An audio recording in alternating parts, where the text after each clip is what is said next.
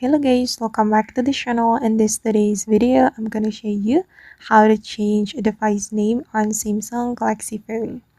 Okay, the first thing we're going to do is opening our settings application on our Samsung Galaxy phone. And after that, we can scroll down until we find the about phone setting.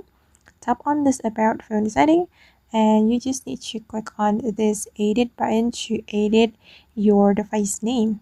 So click on this edit button and here you can edit your phone name.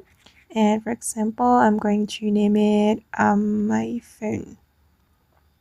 Okay, and you can read the description right here.